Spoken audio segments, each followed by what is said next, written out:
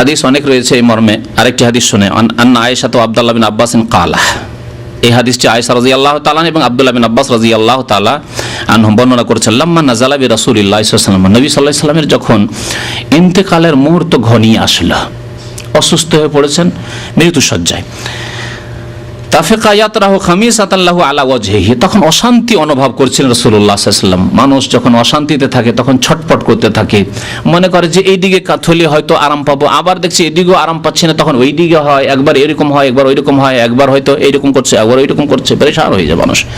তো নবী করিম সাল্লাল্লাহু আলাইহি ওয়াসাল্লামের শেষ সময় এইরকমই কষ্ট হচ্ছিল। তাফিকা ইয়াতরাহু খামিসাতান লাহু আলা ওয়াজহিহি, তার একটি চাদর ছিল, বারবার করে চেহারার উপর দিয়ে দিচ্ছেন, মুখের উপর নিয়ে চলে আসছেন চাদরটিকে। ফায়জাক্তাম্মা বিহা, যখন শ্বাস রুদ্ধ হতে যাচ্ছে, কাশাফা আন ওয়াজহি, তখন আবার খুলে ফেলছেন, যে এতেই হয়তো শান্তি হবে, ভালো লাগছে না, আবার ঢাকছেন, এতে হয়তো শান্তি, ওতেও শান্তি হচ্ছে না। এই অবস্থা ছিল রাসূলুল্লাহ সাল্লাল্লাহু আলাইহি ওয়াসাল্লামের।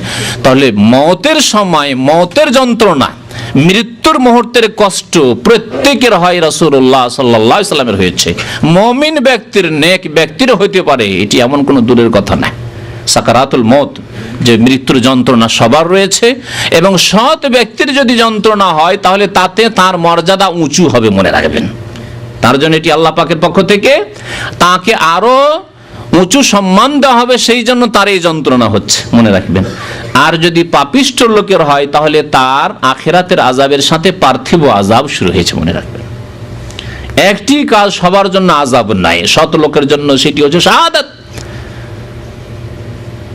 আসমানি দুর্যোগ, কোন দুর্যোগে মারা গেল, ডুবে মারা গেল, আগুনে জ্বলে মারা গেল একজন সৎ ব্যক্তি, তাহলে সে শহীদ হইল। নবী সাল্লাল্লাহু আলাইহি ওয়াসাল্লাম বলেছেন, আল হারকু শাহীদুন, পানিতে ডুবে মারা গেল, আল গারকু শাহীদুন। কিন্তু একজন বেনামাজি, একজন বেদিন, একজন পাপিষ্ঠ এইভাবে মারা গেল, তার জন্য আযাব, লাহুম আযাবুন আলীমুন ফিদ দুনিয়া ওয়াল আখিরাহ। আল্লাহ পাক তাদের সম্পর্কে বলেছেন দুনিয়ারও আযাব রয়েছে আর তাদের আখিরাতের আযাব রয়েছে। তাহলে একই দৃষ্টিতে কখনো দেখবেন না। একজন সৎ মানুষ, সে অ্যাক্সিডেন্ট হলো, দুর্ঘটনা হলো, কোনো কিছু হলো, তাহলে জানতে হবে যে আল্লাহ পাক তার মর্যাদা উঁচু করতে চান। সামান্য কিছু ভুলভ্রান্তি থাকলে আল্লাহ পাক এখনই ওকে ক্লিন, পরিষ্কার করে গ্রহণ করতে চান। সুবহানাল্লাহ। পক্ষান্তরে একজন পাপিষ্ঠ হলে তার জন্য দুনিয়ারও আযাব, আখিরাতের আযাব, খাসিরাত দুনিয়া ওয়াল আখিরাহ, দুনিয়াও লস করলো আর আখিরাতও বরবাদ করলো। ফাকাল ওয়া হুয়া কাযালিক, এই অশান্তির সময়, এই অশান্তির সময় মানুষ ত্রাহি ত্রাহি নাফসি নাফসি করে, কি হবে কি হবে, আমার কথা চিন্তা করে। আর যদি চিন্তা করে একটু ফুরসত অবসর হয়, তাহলে আমার ছোট ছেলেমেয়েরা আছে, নাবালক ছেলেমেয়েরা আছে, এদের কি হবে, এতগুলি বিবি আছে, কি হবে আমাদের, এগুলি চিন্তা হয়, তাই না? না, রাসূলুল্লাহ সাল্লাল্লাহু আলাইহি ওয়াসাল্লাম না নিজের পরিবারের কথা চিন্তা করছেন, না ফাতেমার কথা চিন্তা করছেন, না হাসান হোসেন ছোট আছে তাদের কি হবে, হায় আফসোস করছেন, না। এই অবস্থায় কি বলছে, লানাতুল্লাহ, দিনের কথা চিন্তা করছেন। এই দিনের হেফাজত কি করে হবে, তাওহীদের হেফাজত কি করে হবে, মুসলিম জাতি মানব সকল কি করে সহি আকীদায় বিশ্বাসী হবে, ভ্রান্ত বিশ্বাস থেকে, শিরক কুফরি থেকে কি করে মুক্ত থাকবে, সতর্ক করছেন। বলছেন লানাতুল্লাহি আলাল ইয়াহুদি ওয়ান নাসারা, ইহুদি খ্রিস্টানদের উপর আল্লাহর অভিসম্পাত, লানত। লানত মানে আল্লাহর রহমত থেকে বঞ্চিত হওয়ার ঘোষণা। আল্লাহর পক্ষ থেকে লানত মানে আল্লাহর পক্ষ থেকে বঞ্চিত হওয়ার ঘোষণা। রাসূলুল্লাহ সাল্লাল্লাহু আলাইহি ওয়াসাল্লামের পক্ষ থেকে যদি হয় যে লানত রাসূলুল্লাহ করেছেন, মানে রাসূলুল্লাহ সাল্লাল্লাহু আলাইহি ওয়াসাল্লাম বদদুয়া দিচ্ছেন যে সেই ব্যক্তি আল্লাহর রহমত থেকে বঞ্চিত হোক। আর আল্লাহর লানতের কথা উল্লেখ করছেন নবী সাল্লাল্লাহু আলাইহি ওয়াসাল্লাম, অর্থাৎ আল্লাহর পক্ষ থেকে গায়বের খবর ওহী ভিত্তিক তিনি দিচ্ছেন যে আল্লাহ পাক তার রহমত থেকে বঞ্চিত করার ঘোষণা করেছেন। কাদেরকে? ইহুদি এবং খ্রিস্টানদেরকে। কেন? এই জন্য যে ইত্তাখাযু কুবুর আম্বিয়াহিম মাসাজিদা, তাদের নবীগণের কবরগুলিকে তারা সেজদার স্থানে পরিণত করেছে। নবীর কবরের চারিদিকে সেজদা করেছে, নবীর কবরের ওপর মসজিদ তৈরি করেছে, ইবাদত বন্দেগী শুরু করেছে ওখানে। কবরস্থান ইবাদত বন্দেগীর জায়গা নয়, কবরস্থান বা কোনো কবরের জায়গা ইবাদত বন্দেগীর জায়গা নয়। ইউহাজ্জিরু মা সানাউ, তারপরে মা আয়েশা রাদিয়াল্লাহু তাআলা আনহা এবং ইবনে আব্বাস রাদিয়াল্লাহু তাআলা আনহুমা যে রিওয়ায়াত করেছেন, বলছেন যে উদ্দেশ্য কি, নবী সাল্লাল্লাহু আলাইহি ওয়াসাল্লাম শেষ মুহূর্তে অশান্তি বোধ করছেন আর সেই সময় বলছেন যে ইহুদি খ্রিস্টানদের উপর লানত হোক, শুধু একটা সংবাদ দিচ্ছেন, ইতিহাস উল্লেখ করছেন ইহুদি খ্রিস্টানদের প্রাচীন ইতিহাস এইরকম না, এই উদ্দেশ্য নয়। বা কোনো জাতির উপর লানতের শুধু ঘোষণা করছেন না, তাও নয়। বদদোয়া দিচ্ছেন তাও নয়, ইউহাজ্জিরু মা সানাউ, ইহুদি খ্রিস্টানরা যে পাপ করেছে, যে শিরক করেছে, যে কুফরি করেছে, এই শিরক কুফরি থেকে উম্মতে মুহাম্মাদিয়াকে সতর্ক করছেন। ইউহাজ্জিরু, তাহজির মানে সতর্ক করা।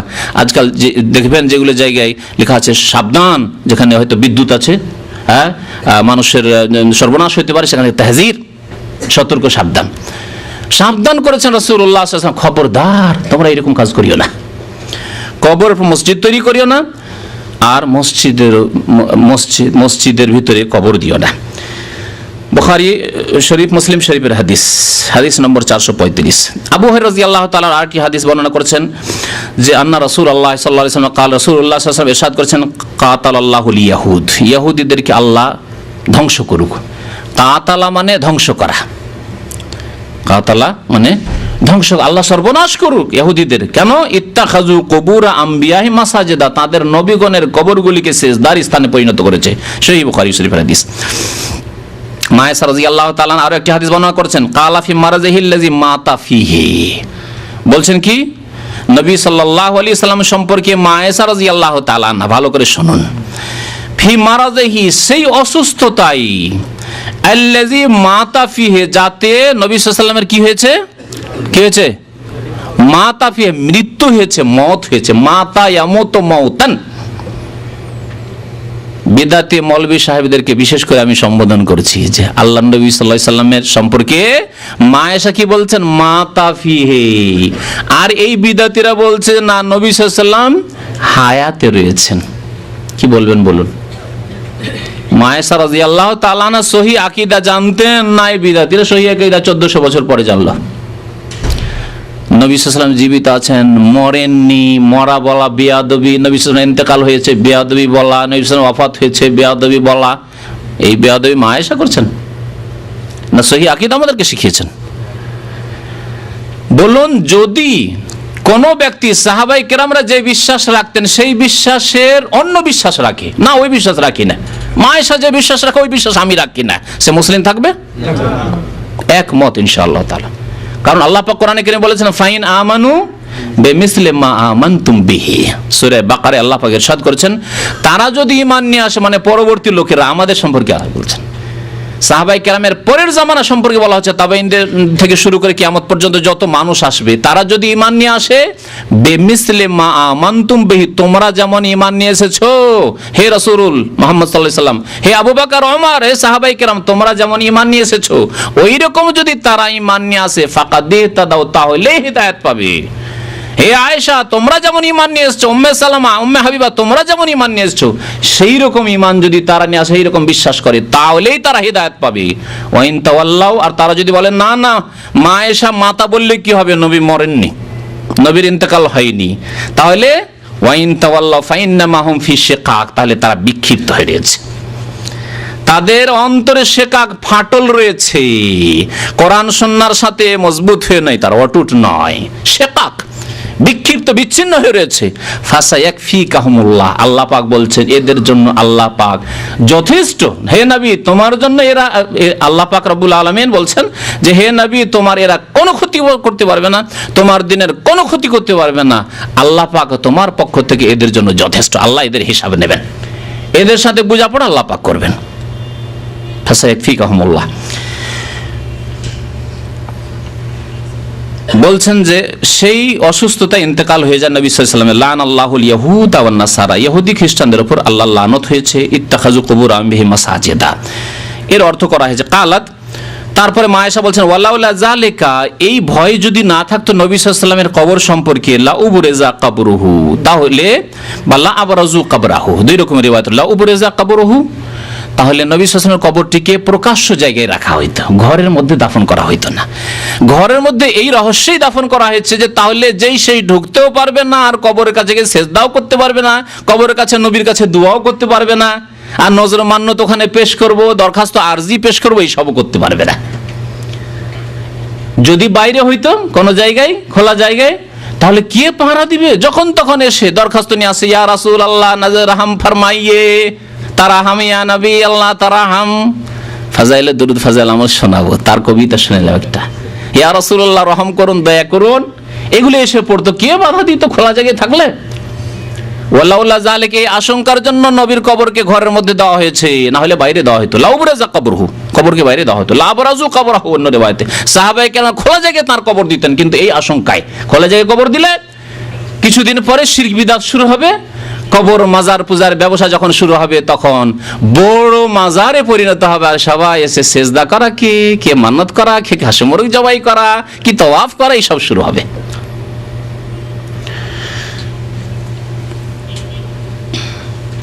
গায়রা আন্নাহু খুশিয়া আন ইউত্তাখাযা মসজিদান, আশঙ্কা এই করা হয়েছিল যে নবীর কবরকে যাতে মসজিদ না বানিয়ে নেয়। এমন না হয় যে কোনো শাসক আসবে, কোনো প্রভাবশালী লোকেরা আসবে, পয়সার লোকেরা আসবে, পয়সা আছে, নবীর কবর উপর মসজিদ তৈরি করা হোক, এই ভয়ে ঘরের মধ্যে কবর দেওয়া হয়েছে। আলহামদুলিল্লাহ 1400 বছর ইতিহাসে ঘর তখনও ছিল, এখনো ওই ঘর হয়ে আছে। কার ঘর? মা আয়েশা রাদিয়াল্লাহু তাআলা আনহার ঘর, নবী সাল্লাল্লাহু আলাইহি ওয়াসাল্লামের ছোট বিবির ঘর, ওই ঘরেই দাফন হয়েছে, ওই ঘরই আছে। কোন একদিনের জন্য সেই ঘরের মধ্যে কোনো নামাজ হয়নি। সুতরাং বিদআতীদের ভ্রান্ত ধারণা, অনেকে বলে যে মসজিদের মধ্যে, মসজিদ চারিদিকে করে হয়ে গেছে, কিন্তু ঘরই আছে, সেই জায়গায় কোনোদিন না মসজিদ ছিল একদিনের জন্য, না সেজদা হয়েছে, না নামাজ হয়েছে, সেখানে ঘর আছে আপন জায়গায়, এবং কয়েক ঘেরা বেড়া দিয়ে ঘেরা আছে যাতে করে কেউ ওর মধ্যে ঢুকতে না পারে, এবং সরাসরি কিবলা বানিয়ে তাকে সামনে সেজদা না করতে পারে। তারপর যাদের অন্তর বাঁকা, যাদের অন্তরে বকরত আছে, ফাআম্মাল্লাযিনা ফি কুলুবিহিম যায়গুন, আল্লাহ পাক বলছেন সূরা আলে ইমরানের শুরুতে, যাদের অন্তর বাঁকা, তো বাঁকা অন্তর নিয়ে ওখানে যায়, কত রকমের দরখাস্ত নিয়ে যায়, নবীর দরবারে হাজিরা দিতে যাচ্ছি, নবীর দরবারে মনের কামনা বাসনা পূরণের জন্য যাচ্ছে, নবীর কবরের কাছে গিয়ে বেশি বেশি নামাজ পড়বো, তা দোয়া করবো, তাহলে দোয়াটা তাড়াতাড়ি দ্রুত একেবারে কবুল হবে, হটলাইন পেয়ে যাব, এইসব ভ্রান্ত ধারণা।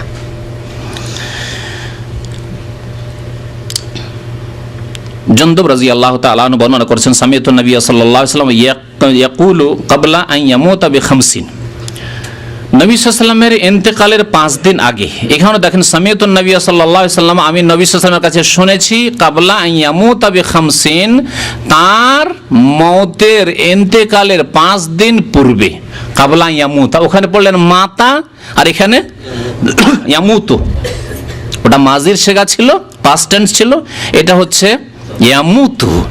তার ইন্তেকালের 5 দিন পূর্বে আমি শুনেছি, ওয়াহুয়া ইয়াকুলু, তিনি সাল্লাল্লাহু আলাইহি সাল্লাম ইরশাদ করছিলেন, ইন্নী আবরাউ ইলাল্লাহ আন ইয়াকুনা লি মিনকুম খলিল, আমি সম্পর্ক ছেদের ঘোষণা করছি যে আমার আল্লাহ ছাড়া কেউ খলিল, অন্তরঙ্গ বন্ধু নেই। আমি কারো সাথে অন্তরঙ্গ বন্ধুত্বের কথা বলছি না, বরং এই ঘোষণা করছি যে আমার কোনো বন্ধুত্ব নেই কারো সাথে, অন্তরঙ্গ বন্ধুত্ব। খলিল এমনি বন্ধু আলাদা, সাদিক বা রফিক এগুলো হচ্ছে বন্ধু, এমনি বন্ধু, কিন্তু খলিল মানে হচ্ছে অন্তরঙ্গ বন্ধু, যার ভালোবাসা হাড়ে হাড়ে, সেরায় সেরায়, গোশতের বিভিন্ন অংশে ঢুকে পড়েছে, এইরকম বন্ধুত্ব ভালোবাসাকে বলে খলিল।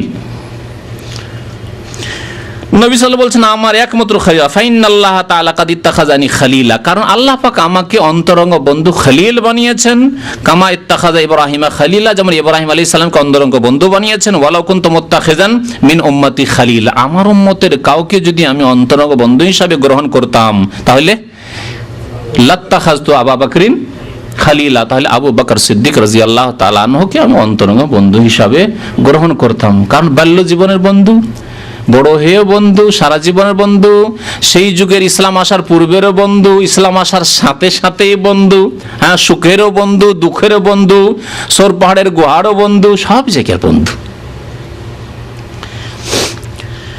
আলা, শুনে রাখো তারপরে কি বলছেন, ওয়া আন্না মান কানা ক্বাবলাকুম কানু ইয়াত্তাখিযুনাল কুবুরা মাসাজিদ, তোমাদের পূর্বে যে সব জাতি ছিল, আমাদের পূর্বে কোন জাতি ছিল? ইহুদি খ্রিস্টান। মূসা আলাইহিস সালামের অনুসারী তো তারা নয়, অনুসরণ প্রথম যুগে করেছে, তারপরে তারাই বিভ্রান্ত হয়ে গেছে কবর পূজারীদের মধ্যে, যেমন নবী সাল্লাল্লাহু আলাইহি ওয়াসাল্লাম উম্মতের দাবিদার কবর পূজারীরা, তারা বিভ্রান্ত হয়ে গেছে। ওই রকম মূসা আলাইহিস সালামের উম্মত ছিল তারা, তারপরে এইরকম বিভ্রান্ত হয়ে গেছে। ওই রকম ঈসা আলাইহিস সালামের অনুসারী আর খাঁটি অনুসারী নেই, সব বিভ্রান্ত হয়ে গেছে। আজকালকার কবর পূজারীদের মতো যারা নবী সাল্লাল্লাহু আলাইহি ওয়াসাল্লামের অনুসরণ থেকে বিভ্রান্ত হয়েছে। তোমাদের পূর্বের জাতি যারা ছিল, ইয়াত্তাখিযুনা কুবুরা আমবিয়াইহিম ওয়া সালিহিহিম মাসাজিদা, তারা তাদের নবীগণের কবর এবং নেক লোকদের ওলিদের কবর কে মসজিদ বানিয়ে নিয়েছিল। ফালা, সাবধান, ফালা তাত্তাখিজুল কুবুরা মাসাজিদা, তোমরা কবরগুলিকে সেজদার স্থানে পরিণত করিও না। ওয়া ইন্নী আনহাকুম আন যালিকা, আমি তোমাদেরকে এই রকম পাপ থেকে, অন্যায় থেকে নিষেধ করছি, খবরদার এরকম কাজ করবে না। ইন্নী আনহাকুম আন যালিকা, কত সুন্দর স্পষ্ট কথা। আমি তোমাদেরকে নিষেধ করছি, খবরদার মসজিদের ওপর, মসজিদের ভিতরে কবর দেবে না, কবরের ওপর মসজিদ বানাবে না, মসজিদ কবরের পাশে সেজদা করবে না, সবগুলি অর্থ এতে শামিল। মসজিদকে কিবলা বানাবে না, মসজিদকে, কবরকে কিবলা বানাবে না, কবরকে সামনে করে তোমরা নামাজ পড়বে না, এই সবগুলি অর্থ এতে শামিল রয়েছে। ইন্নী আনহাকুম আন যালিকা, মুসলিম শরীফের হাদিস, হাদিস নম্বর 1216। আবু ওবাইদা রাদিয়াল্লাহু তাআলা আনহু বর্ণনা করেছেন, আখিরু মা তাকাল্লামা বিহি নবী সাল্লাল্লাহু আলাইহি ওয়াসাল্লাম, সর্বশেষ যে বাণীটি ছিল রাসূলুল্লাহ সাল্লাল্লাহু আলাইহি ওয়াসাল্লামের, সর্বশেষ বাণী কি ছিল? আখরিজু ইয়াহুদা আহলিল হিজাজ ওয়া আহলান নাজরান মিন জাজিরাতিল আরব, হেজাজের ইহুদিদেরকে আর নাজরানের খ্রিস্টানদেরকে মিন জাজিরাতিল আরব, জাজিরা আরব থেকে, আরব উপদ্বীপ থেকে বের করে দাও। ওসিয়ত ছিল যাদেরকে রাখবে না এখানে। আরেকটা হাদিস রয়েছে, আখরিজুল মুশরিকিনা মিন জাজিরাতিল আরব, মুশরিক পৌত্তলিকদেরকে জাজিরা আরব থেকে বের করে দাও, অর্থাৎ স্থায়ীভাবে বসবাস করতে দিও না। তবে যদি দেশের প্রয়োজন হয়, সে যেন ক্ষণিকের জন্য, কিছুদিনের জন্য নিয়ে আসে আর কাজ করে আবার ফিরে যায়, তাহলে এটা চলে আসছে, 1400 বছর ইতিহাসে চলে আসছে, এরকম করা যেতে পারে। কিন্তু ওলামারা বলছে স্থায়ীভাবে বসবাস করে জাজিরা আরবে, নবী সাল্লাল্লাহু আলাইহি ওয়াসাল্লাম উপদেশ করেছেন, খবরদার তাদেরকে এখানে রাখিও না, স্থায়ীভাবে নাগরিকত্ব দিয়ে রাখিও না। ওয়ালামু, আর জেনে রাখো, আন্না শিরারান নাসে আল্লাযিনা ইত্তাখাযু কুবুর আমবিয়াহিম মাসাজিদা, সৃষ্টির নিকৃষ্ট, শিরারান নাসে, মানুষের মধ্যে নিকৃষ্ট মানুষ হচ্ছে আল্লাযিনা ইত্তাখাযু কুবুর আমবিয়াহিম মাসাজিদা, যারা নবীর কবরগুলিকে মসজিদ বানিয়েছে। তাহলে এখানে আরেকটি কথা বলি, নবী, আচ্ছা নবীকে এক জায়গায় রাখেন, তারপরে রাখেন আরেক জায়গায় আল্লাহর ওলি ওয়া সালেহিনকে রাখেন, হ্যাঁ, সাহাবায়ে কেরাম, তাবেঈন, তাবা তাবেঈন, আইম্মায়ে কেরাম, আবু হানিফা, শাফি, মালিক, আহমদ, আল্লাহর ওলি নেক বান্দাদেরকে রাখেন। আর তারপর সাধারণ মুসলিমদেরকে রাখেন, যাদের মধ্যে শিরক বিদআত নেই, সাধারণ মুসলিম মানুষ। তারপর রাখেন বিদআতি মুসলিমদেরকে রাখুন। বলুন তো, নবীদের মর্যাদা কত উঁচা? সবচেয়ে উঁচা মর্যাদা কার? নবী রাসূলগণের, নবী রাসূলগণের। তো নবী রাসূলের কবরের ওপর মসজিদ তৈরি করায়, নবী রাসূলের কবরের পাশে সিজদা করায়, নবী রাসূলের কবরের কবরগুলিকে মসজিদে করায়, যদি লানত হয়ে থাকে, যদি লানত হয়ে থাকে, তাহলে নবী ছাড়া অন্যদের কবর, যদিও তারা ইমাম সাহেব হোক, আর আল্লামা হোক, আর বড় আলেম হোক, ইমাম আবু হানিফা, শাফি, মালিক, আহমদি হোক না কেন, কেউ হোক না কেন, মুহাদ্দিসিন হোক না কেন, তাহলে কি অবস্থা হইতে পারে? বাদ দেন ওটাও। বিদাতি যদি হয়, ওয়াহদাতুল ওজুদ আর হুলুল আর শিরক আর বিদাত আর ফানা ফিল্লাহ, এইসব শিরক কুফরিতে বিশ্বাসী ভণ্ড যারা, পীরতন্ত্রে বিশ্বাসী, তারা যদি হয়, বিদাতিরা হয়, তা তাদের কবরগুলিকে যারা মসজিদে পরিণত করেছে, সেজদার জায়গায় পরিণত করেছে, তাদের অবস্থা কি হবে? আর ভুয়া যদি কবর হয়, অসৎ লোক, পাপিষ্ট, কতদিন যে উজু গোসল করেনি, নামাজ রোজা করেনি, যে চুলে জটা লেগে গেছে, এরকম মস্তানগুলি না কবর নিয়ে বসে থাকে, আর ওরা মারা গেলেই তো মাজার তৈরি হয়, এগুলি হয়েছে। এদের কবরগুলিকে যদি সেজদার স্থানে পরিণত করে, তাদের দশা কি হবে? তাদের দশা কি হবে? লানতের উপর লানত, লানত, লানত, লানতই হইতে থাকবে। যদি নবীদের কবরের উপর লানত হয়, নবীদের কবর মানে ভিত্তি করে কবরগুলিকে যদি কেউ সিজদার স্থানে পরিণত করে, লানত হইল। তাহলে যদি অন্যদের কবর, সৎ লোক হইল, লানত হইল। অসৎ লোকের কবরকে যদি মসজিদ বানায়, তাহলে আরো কত লানত। তাহলে লানত দার লানাত, ফার্সিতে বলে লানত দার লানত, লানতের উপর লানত, অভিশাপের উপর অভিশাপ, অভিশাপের অভিশাপ হইতে থাকবে।